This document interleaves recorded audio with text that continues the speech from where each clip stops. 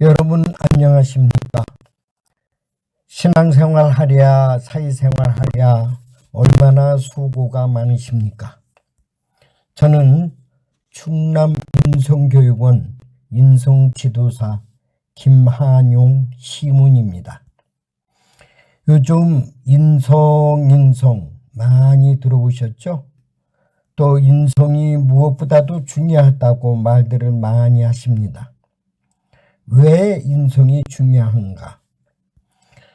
이런 질문으로 시작해 보겠습니다. 만약 돈벼락을 맞는다면 어떠하시겠습니까? 생각만 해도 신나고 즐거운 일입니다. 그런데 실제로 대구에서 돈벼락 사건이 일어났습니다. 5만 원권 160장 800만 원이 도시 한복판에 뿌려졌습니다. 1분 만에 시민들이 모두 주워갔습니다. 저도 그 자리에 있었다면 열심히 달려가서 신나게 주웠을 것입니다. 그런데 이 돈을 갖고 온 사람들은 놀라운 뉴스를 접하게 됩니다.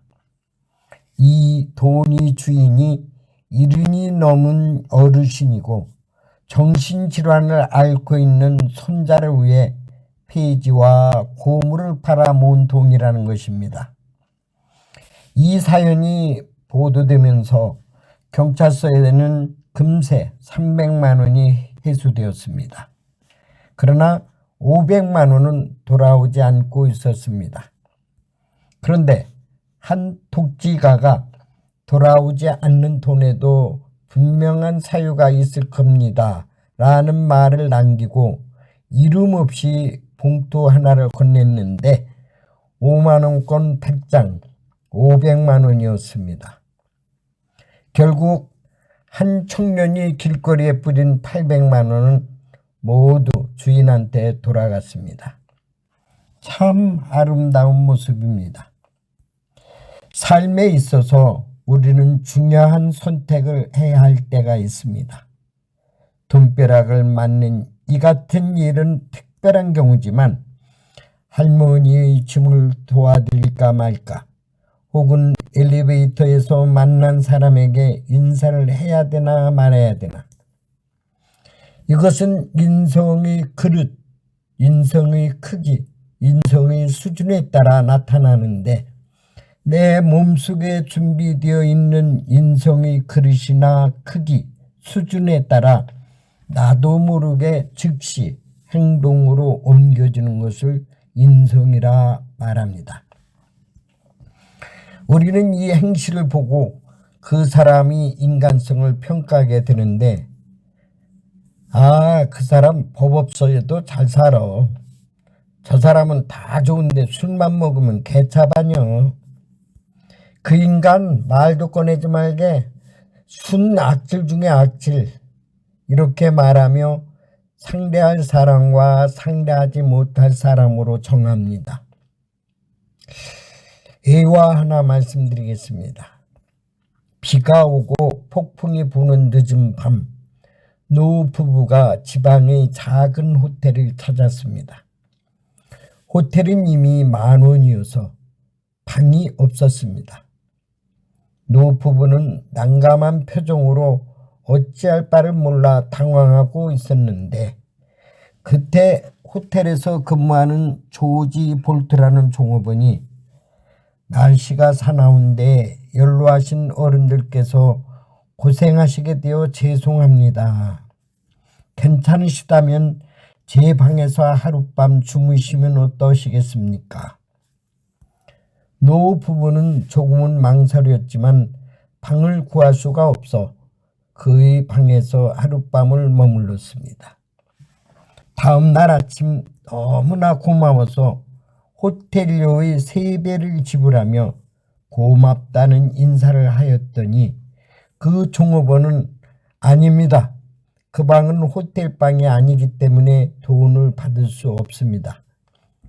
누추한 곳에 주무시게 하여 죄송합니다 하고 말했습니다. 그리고 떠나갔는데 2년 후에 어떤 분으로부터 뉴욕으로 꼭 와달라는 초청장을 받습니다.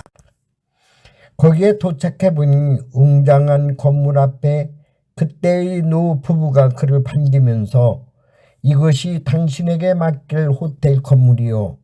이 호텔이 최고 경영자가 되어주시오. 이 노인이 월드포 아스토이고 호텔의 이름은 세계에서 가장 유명한 아스토리아 호텔입니다. 작은 친절을 베푼 결과가 세계적인 호텔이 총책임자가 된 것입니다. 금마에서 홍성 쪽으로 버스가 달리고 있습니다. 얼마쯤 지났을 때 꼬불간 앞에서 70대 할머니가 여러 개의 보따리를 들고 버스를 탔습니다. 그런데 이 노인 깜빡 잊고 차비를 챙기지 못하였나 봅니다. 요금 때문에 기사 양반과 말다툼을 하고 있습니다. 운전수는 당장 내리라고 하였고 할머니는 한 번만 봐달라고 사정하며 다음에 꼭 갚겠다는 말을 하였습니다. 이렇게 떠들썩하는 바람에 버스가 좀 지체했습니다. 뒤에 탄 손님들이 빨리 가자고 재촉하였고 심지어 어떤 이는 그냥 내려놓고 가자는 사람도 있었습니다. 결국 버스 기사는 할머니를 내려놓고 가려고 차를 정차시켜 문을 열었습니다. 그때 뒤쪽에서 한 중학생쯤 보이는 학생이 10,000원짜리 한 장을 기사에게 주면서 할머니 차비 여기 있어요. 그리고 거스름돈은 이런 할머니들이 나중에 타면 그냥 태워주세요 하는 것이었습니다. 잠시 버스 안은 아주 조용해졌습니다. 참으로 인성이 바른 학생의 모습입니다. 혹 이 학생이 언제 나한테 인성교육을 받지 않았나 생각됩니다. 이 몇 가지 사례에서 무엇을 느끼셨습니까? 내가 가지고 있는 전문 지식을 인정받으려면 오랜 시간이 걸립니다. 그러나 내 마음속에 우러나오는 생각과 행동은 누가 뭐라 하지 않아도 저절로 나타나게 되는데 이것을 인성의 본질이라고 말합니다. 누가 시키지 않아도 마음속에서 저절로 우러나오는 행동, 이것이 인성의 본질입니다. 자, 인성에 대해서 좀 깊이 들어가 보겠습니다. 인성이 무엇인가? 인성이 무엇냐고 물으신다면 인성은 매우 중요하다고 합니다. 어떻게 중요하냐고 물으시면 그냥 중요하다고 합니다. 어린이는 누가 가르쳐야 하느냐고 물으면 어른이 잘 가르쳐야 한다고 합니다. 오늘날 사회 각처에서 인성의 중요성에 대하여 많은 말을 하고 있지만 막상 인성이 무엇냐고 물으면 추상적으로 말할 뿐 명확한 답변을 하지 못하는 것 같습니다. 질문 하나 드리겠습니다. 나는 어른이다 생각하시는 분 손 들어보세요. 15명. 나는 나이는 들었으나 아직 아이인 것 같다 하시는 분 10명. 나는 아이인지 어린지 잘 모르겠다 2명. 이 시대에 어른이 없다고 합니다. 이게 무슨 말입니까? 밖에 나가면 많은 어른들이 계시는데 왜 어른이 없다고 하는가? 어른이 품성을 갖춘 사람이 없다는 뜻입니다. 어른이란 남에게 보여줄 만한 본보기나 사고체계의 틀을 갖춘 사람을 말합니다. 결혼하여 아이를 낳았다고 다 어른이 되는 것이 아니라 남에게 본보기와 사고체계의 틀을 갖춘 사람이라야 참 어른이라 할 수 있습니다. 어른이라는 개념을 확실히 알아야 인성에 대하여 쉽게 접근할 수 있습니다. 인성이란 본보기가 되는 어른의 사고 체계를 갖춘 사람입니다. 본보기가 되는 어른의 사고 체계를 갖춘 사람. 그러나 현 사회는 이런 어른들이 많지 않기 때문에 인성교육은 누구에게나 필요한 것입니다. 다른 말로 인성과 어른은 도찐개찐이라 할 수 있겠습니다. 몇 살 버릇 몇 살까지 간다고 하죠? 3살. 왜 3살입니까?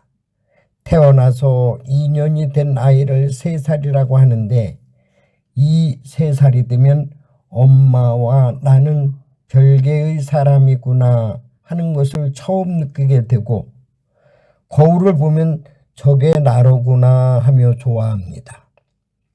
개나 고양이는 100살이 되어도 거울을 볼 줄 모르는데 사람은 거울을 봅니다. 이때 아이들이 거울을 보고 독립한다 하여 거울이 단계라고도 합니다. 엄마, 아빠의 행동을 보고 모든 것을 따라 배웁니다. 부모의 행동을 보고 그대로 따라 배워 일생 동안 갖고 살 인성관을 형성합니다. 그래서 3살이 매우 중요하고 그 버릇이 80까지 간다는 것입니다. 아주 호기심이 많은 아이가 하나 있었습니다. 어느 날 엄마와 아빠가 부부싸움을 하고 있는데 싸움하는 도중에 아빠가 엄마한테 미친년이라고 했습니다. 그러자 아이가 미친년이 뭐예요? 하고 물었습니다. 아빠가 언격결에 여자란 뜻이란다 말했습니다. 그리고는 또 싸웠습니다. 이번에는 엄마가 아빠에게 미친놈이라고 했습니다. 아이가 또 물었습니다. 미친놈이 뭐예요? 남자란 뜻이란다. 이걸 지켜보던 할머니가 참 지랄들하고 자빠졌네 하니까 아이가 또 물었습니다. 지랄하는 게 뭐예요? 그건 잘한다는 뜻이야. 며칠 후 유치원에서 재롱잔치가 있었는데 이 아이가 벌떡 앞으로 나가서 여러분 오늘 미친년과 미친놈이 참 지랄들 잘했습니다. 왼쪽의 미친년과 오른쪽의 미친놈이 신나게 지랄해 봅시다. 한번 웃자고 한 이야기지만 그저 웃어 넘길 이야기만은 아닌 것 같습니다. 뭐든지 이렇게 다 따라 배우는 3살. 우리 속담에 노인 말을 잘 들으면 자다가 또 떡이 생긴다는 말이 있습니다. 서양 아프리카의 속담엔 한 명의 노인이 죽는 것은 소중한 도서관 하나가 불타는 것과 같다는 말이 있고 덴마크는 집안에 노인이 없으면 이웃집에서 빌려와라는 격언도 있습니다. 노인에게서 얻을 수 있는 것은 단순한 지식뿐만이 아니라 그들이 삶과 애환 속에서 인간적인 지혜를 많이 얻을 수 있기 때문입니다. 요즘 지식과 정보를 얻을 수 있는 곳은 참으로 많습니다. 그러나 인성과 호흡하며 인간의 기본 철학과 덕을 가르치는 곳은 그리 많지 않습니다. 또한 요즘 젊은 엄마 아빠들 인성교육은 언제나 뒷전이고 무조건 공부 1등에만 신경 쓰고 있습니다. 그러니까 자꾸 좋지 못한 사건이 일어납니다. 자식이 부모를 때리고 학대하고 심지어 돈 때문에 부모를 죽이기도 합니다.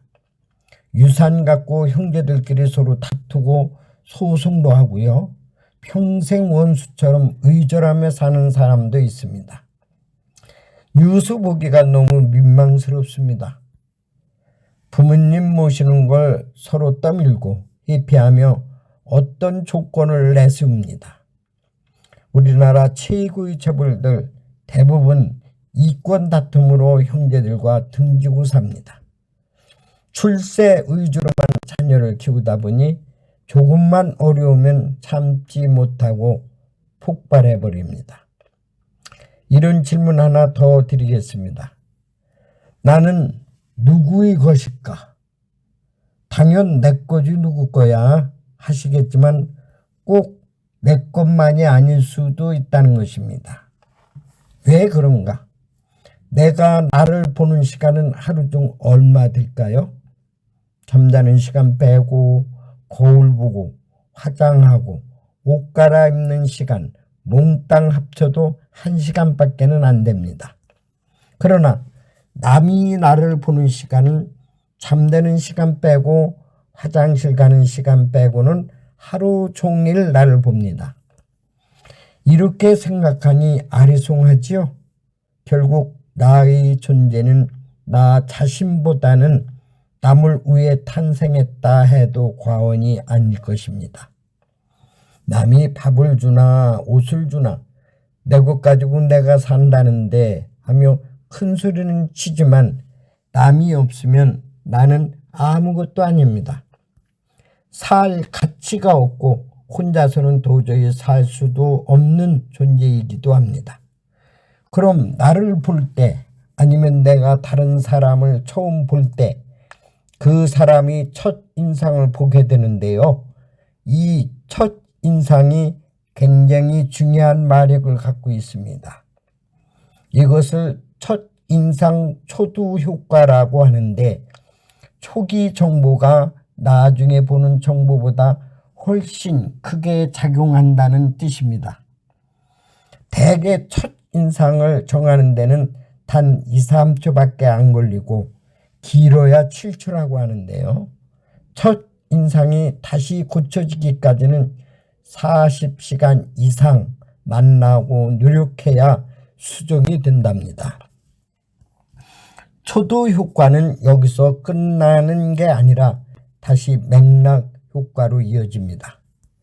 맥락 효과란 처음에 알게 된 정보가 계속 남아 작용하는 것을 말하는데 처음에 긍정적인 정보를 가진 대상이라면 이후에도 긍정적인 이미지가 기본적으로 깔고 작용한다는 뜻이죠.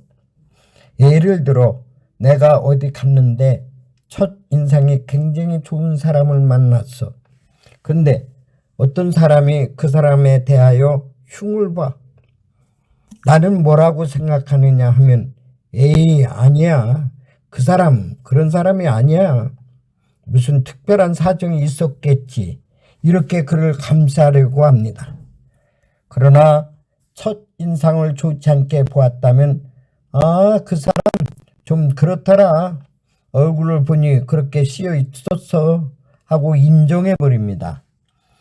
그 사람에 대해서 잘 알지는 못하지만 첫 인상만 보고도 그 사람의 성품을 인정하는 효과, 이것이 맥락 효과입니다. 저희 첫 인상은 어떠셨나요? 메라비언 박사는 이미지와 많이 한 학자인데 이미지를 구성하는 요소 중에 가장 큰 퍼센트를 차지하는 것은 바로 시각적 이미지다 라고 말했습니다. 보이는 이미지, 이것이 55%나 차지한답니다. 그 다음 청각 38%, 말 잘하는 것은 겨우 7%밖에 안 된답니다. 즉 아무리 말을 잘하고 달변가라 해도 말로는 남을 크게 감동시키지 못한다는 것이죠. 보여지는 이미지, 표정 관리가 굉장히 중요합니다. 얼굴에 나타나는 그 순수하고 부드러운 모습, 이것이 가장 크게 작용한다는 것입니다. 여기 12개의 표정들을 모아봤습니다. 이 중에서 나는 몇 번째 표정을 갖고 있나요? 1번? 아니면 5번? 6번? 그러나 7번 표정도 했고 12번 표정도 지었을 것입니다. 가끔은 11번 표정도 했을 것 같습니다. 우리는 인간관계에 있어 이런저런 사람을 만나면서 속상한 일도 기분 상한 일도 우울한 때도 있었고 스트레스를 받을 때도 있었습니다. 한동안 코로나라는 요상한 병 때문에 밖에 나가 마음대로 풀지도 못하고 누구한테 수다도 떨지 못해 짜증나는 때도 많았습니다. 자, 이 그림을 딱 세 가지로 줄여서 보겠습니다. 1번은 프로, 2번은 포로, 3번은 테러입니다.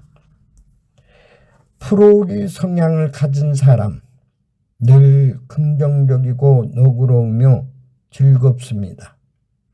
마치 여기에 계신 형님들이 바로 이 그룹에 속합니다. 포로는 삶과 일에 묶여있는 사람들입니다. 그러니까 항상 바쁩니다. 돈벌이에 분주하고 손해나는 일은 절대로 하지 않습니다. 돈만 따라다닙니다. 자, 그렇다면 테러는 어떤 사람일까요? 테러는 세상에 대한 불평, 불만이 가득 찬 사람들입니다. 내가 이렇게 힘든 건 다 내 탓, 너 때문에 이 모양 이 꼴이 되었고 조상 잘못 만나서 남편 잘못 얻어서 이렇게 산다고 불평하며 뭐든지 남의 탓으로 돌리려 합니다. 심지어 나 혼자 그냥 죽을 순 없지, 너 죽고 나 살자 하며 가슴에 시한폭탄을 품고 사는 사람도 있습니다. 지하철을 탔습니다. 요즘 지하철이 아니라 지옥철이란 말이 있듯이 많은 사람이 지하철을 이용합니다. 마스크를 쓰지 않으면 금세 코로나에 걸려 죽을 것만 같은 좁은 공간에서 누가 발을 밟았습니다. 그 사람은 일단 정중히 사과를 했습니다. 저 죄송해요. 제가 그만 발을 밟았네요. 죄송합니다. 그럼 포로의 표정을 가진 사람은 아니에요. 괜찮습니다. 사람이 이렇게 많은데 발을 좀 밟았을 수도 있죠. 하며 그냥 넘어갑니다. 그런데 포로의 표정을 가진 사람은 네? 됐네요. 하며 눈을 아래로 깔고 시크하게 말합니다. 세 번째 테러의 표정을 가진 사람은 아이씨 진짜 짜증나 죽겠네. 눈 떴다 뭐해요? 안 그래요? 안 그래도 기분이 잡치는데 억수로 재수 없겠구만. 하며 잡고 있는 손을 딱 치고 반대쪽 손잡이를 잡으며 몸을 틉니다. 그리고 갈 때까지 투덜거립니다. 농작물은요, 농부의 발자국 소리를 듣고 자란다고 합니다. 아이는 부모의 뒷모습을 보고 자라고요. 직장인들은 상사의 처세술을 보고 대인관계를 갖습니다. 내가 먼저 웃어야 내 가족이 편하고 내가 좋은 말을 꺼내야 이웃도 좋은 말을 건넵니다. 우리 이런 말 많이 듣잖아요. 행복해서 웃는 것이 아니라 웃었더니 행복하더라. 또 웃으면 복이 온다. 조금 힘들고 어렵더라도 내가 관대한 마음으로 베풀면 나도 이웃도 모두 행복합니다. 우리는 모두 성공을 원하고 있습니다. 성공을 여러 가지로 표현할 수 있겠지만 저는 크게 두 가지로 나누어 보겠습니다. 첫째 성공은 모두가 좋아하는 부자, 돈이 많은 사람이 되는 것. 둘째 성공은 잘 사는 것. 뭐 그게 그 말이지 부자나 잘 사는 거나 같은 거 아니야? 하지만 부자는 돈이 많은 사람이고 잘 사는 것은 관계를 잘하는 사람입니다. 가만히 보면 부자이면서 잘 사는 사람이 있고 돈은 많은데 지질이 궁상으로 사는 사람도 있습니다. 또 부자는 아니지만 매우 잘 사는 사람도 있습니다. 그런데 아주 가끔은 부자도 아니면서 잘 살지도 못하는 사람이 있습니다. 함께 사는 사회생활 속에서 성공하려면 잘 살아야 하는데 잘 살려면 인간관계가 원만해야 합니다. 인간관계만 잘하면 85%는 성공을 거둔 사람입니다. 유명 대학의 학자들이 맨날 밥 먹고 연구한 논문 발표를 보면 사람이 곧 삶이다. 삶이란 글자를 풀어보니 사람이고요. 사람이란 글자를 합쳐보니 또한 삶이 되더라는 것입니다. 우리가 사람과의 관계를 잘하면 우리의 삶이 즐겁고 여유롭지만 사람과의 관계가 좋지 않으면 풍요로움은 있을지 몰라도 불평, 불만이 앞을 가려 성공보다는 실패 쪽에 가까운 사람입니다. 원만한 관계를 갖고 사는 것, 그것이 말처럼 쉽지만은 않습니다. 쉽다면 이런 결과가 나오지도 않았겠죠. 요즘 어른들이 말 중에 도대체 요즘 애들 왜 그런지 몰라? 우리 어렸을 때는 그러지 않았는데 요즘 애들은 정말 징글징글하게 말 안 들어? 뭐 통해야 살지.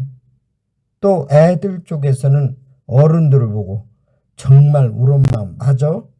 전혀 말이 안 통해. 아빠는 완전 꼰대고 말이 통해야 말을 하지 하며 서로가 말 안 통한다고 호소합니다. 이 시대가 왜 이렇게 서로 말이 통하지 않을까? 말을 통하게 하려면 그가 원하는 것을 해주면 됩니다. 그러면 내 말이 시가 되어 서로 공감과 인정을 주고 받게 됩니다. 이것을 공감화법이라고 하는데 공감화법 중에 군화화법이라는 게 있습니다. 군화화법 들어보셨나요? 아, 그랬구나. 너는 그렇게 생각하는구나. 공감화법에서 가장 쉽고 효과를 높일 수 있는 아, 그랬구나 하는 말입니다. 이 말을 하는 사람은 뭐든지 다 해결될 것 같은 느낌을 받아 실제로 많은 사람들이 그와 함께 있고 싶어하고 뭔가 통합니다. 아, 그랬구나. 너는 그렇게 생각하는구나. 그렇게 생각할 수도 있었구나. 내가 이런 문제로 참 힘들었겠구나. 그럼 내가 널 위해서 뭘 해줄까? 우리 같이 해보자. 이렇게 군화화법으로 인정을 받으려면 그 사람은 또 다른 에너지가 생겨서 대화가 되고 소통의 문을 터서 뭔가가 이루어지게 됩니다. 요즘 모두가 바쁜 생활이지만 한 템포 쉬었다가 판단하고 말하는 것 매우 중요합니다. 이것이 군화화법의 원조입니다. 우리가 흔히 사용하는 말 중에 역지사지란 말이 있습니다. 상대방이 입장을 바꿔 생각해 보면 분명 그 안에서 더 나은 방법과 길이 열린다는 뜻인데요. 어렸을 때의 입장을 생각해 보고 상대편의 입장에서 한 번 더 살피며 새로운 각도로 관계를 맺는다면 소통이 이루어집니다. 대한민국 최초 시각장애인으로서 유명 대학을 졸업하고 미국 백악관으로 건너가 정책 차관보를 역임한 강영우 박사님. 그분이 더 그걸 이야기해 보겠습니다. 그가 유년기에 6.25 전쟁이 발발하여 집이 모두 불타버리는 사건이 일어납니다. 이로 인하여 부친이 13살 때 돌아가시고 설상가상은 한꺼번에 무서운 공포와 아픔의 연속이었습니다. 아버지가 돌아가신 다음에 그가 중3 때 축구를 하다가 공이 눈을 때려 두 눈을 모두 잃게 됩니다.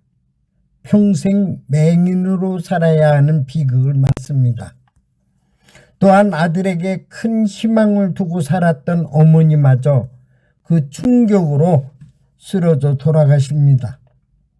안 되는 집은 뒤로 넘어져도 코가 깨진다는 말처럼 부친이 돌아가자마자 상상을 초월하는 일들이 뻥뻥 터집니다. 아버지의 죽음, 자신의 실명, 어머니의 죽음, 거기에다 가족을 위해 생계를 책임져야 했던 누나마저 평화시장에서 재봉일을 하다가 과로로 쓰러져 죽게 됩니다. 희망이라고는 어느 하나 찾아볼 수 없는 절망 속에서 그는 살기도 힘들었지만 죽기도 어려웠다고 실토했습니다. 여러 차례 자살을 시도했지만 그것 또한 마음대로 되지 않았습니다. 결국 원치 않은 결단을 내립니다. 9살 된 여동생은 과원으로, 13살 된 남동생은 철물점으로, 자신은 맹인 재활원으로 가야 했습니다. 그 길밖에는 다른 길이 없었습니다. 어린 세 식구가 뿔뿔이 흩어지던 날 그들은 서로 부둥켜 안고 울고 또 울었습니다. 몇몇 신자들이 주선으로 맹인 학교에 들어갈 수 있었고 동년배 친구들은 대학생이었을 때 중학교 1학년에 입학합니다. 그때 자원봉사자로 두 여대생의 봉사를 했는데 그중 숙명여대에 재학 중인 석은흥 양이 강용우 학생을 도맡아 봉사합니다. 그의 손과 발이 되어 재활 봉사는 물론 친누나처럼 학업 지도도 잘 보살펴 주었습니다. 한 여대생의 희생적인 봉사로 그는 열심히 공부하게 되었고 철옹성처럼 강한 서울연대 문과에 당당하게 합격합니다. 끝이 보이지 않던 암흑의 터널에서 조금씩 희망이 빛이 보이기 시작합니다. 우리나라 시각장애인으로 첫 번째 대학에 들어간 사람이 바로 강용우였습니다. 뿐만 아니라 그들은 온누이 사이에서 연인 사이로 발전합니다. 여자집에서는 펄쩍펄쩍 뛰며 반대했지만 날개 없는 천사의 사랑은 모든 것을 다 누려놓았습니다. 보잘것없는 가난뱅이 맹인, 하마터라면 점쟁이나 안마사로 전락하였을 강용우가 똑똑한 부잣집 여대생과 결혼하게 된 것은 천혼, 하늘이 맺어진 특별한 인연이었습니다. 그들은 이렇게 한 쌍의 부부가 되어 대학을 졸업하고 선교사의 도움으로 미국 유학길을 떠납니다. 어느새 두 아들이 엄마 아빠가 되었고 가족을 위한 희생은 언제나 아내의 몫이었습니다. 석은웅 양은 가족을 위해 닥치는 대로 일을 해야만 했습니다. 식모살이, 호들의 일, 안 해본 것 없이 다하며 가족들을 돌보았습니다. 아내의 보살핌과 후원자들의 손길로 강용우는 미국 피츠버그 대학교 철학박사 학위를 받았고 교육학, 심리학 석사학위도 받았습니다. 그리고 백악관 정책 차관보로 임명되어 크게 출세를 합니다. 하루는 4살 난 어린 아들이 아빠의 지팡이를 집어주며 묻습니다. 아빠, 아빠의 눈을 뜨게 하려면 어떻게 해야 돼? 내가 훌륭한 안과 의사가 되면 뜰 수 있지. 훌륭한 의사가 되면 정말 아빠의 눈을 뜨게 할 수 있어? 그럼. 어린 아들과 나눈 평범한 대화였지만 4살 된 아들은 커다란 꿈을 갖고 자랍니다. 어떻게든 안과 의사가 되어 아빠의 눈을 꼭 뜨게 해야겠다는 신념으로 열심히 공부하였습니다. 마침내 세계적인 하버드 대학을 나와 안과 의사 박사가 되었고 36세의 젊은 나이로 워싱턴 안과의사 협회장으로 임명됩니다. 의료인 6,500명이 선정한 가장 뛰어난 의사로 뽑힌 것입니다. 아버지, 어머니로부터 받은 바른 인성과 본보기로 사회적 책임을 다하는 전문인이 될 수 있었습니다. 왜 공부하는가라는 고민 없이 하버드 대학에 입학하면 포기하는 학생이 40%나 된답니다. 목표를 갖고 사는 사람과 목표 없이 사는 사람과는 분명한 차이가 있습니다. 인생의 최고 목표는 자아 실현이고 그것은 성공과 행복으로 연결됩니다. 강용우 박사님은 정말 최선을 다해 살았고 99%의 절망 속에서 단 1%의 희망에 도전한 것입니다. 그래서 그 누구도 상상하지 못한 창공을 훨훨 날 수 있었습니다. 며느리는 산부인과 의사요, 둘째 아들은 연방상원 변호사, 그 며느리 역시 하버드 법대를 졸업하고 변호사로 활약하고 있습니다. 그는 이렇게 생활 마감하고 향년 68세로 하느님 나라로 가셨습니다. 강 박사는 가족들에게 끊임없이 덕을 가르쳤고 몸소 실천하였습니다. 덕은 다른 말로 밤하늘에 반짝이는 북극성과 같습니다. 북극성은 언제나 중심을 잃지 않고 밤하늘을 밝혀줍니다. 북극성 주변에는 수많은 별들이 이를 에워싸 돌고 있습니다. 한 아버지의 희망이 가족들을 밝혀주었고 그 덕을 먹고 자란 자식은 좋은 품성으로 또 다른 별이 되어 빛을 발하였습니다. 덕이 변한 것을 변덕이라고 하는데요.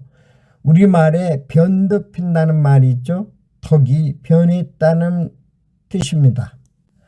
어떤 사람은 주는 것 없이 미운 사람이 있고 어떤 사람은 그냥 보기만 하여도 기분이 좋은 사람이 있습니다.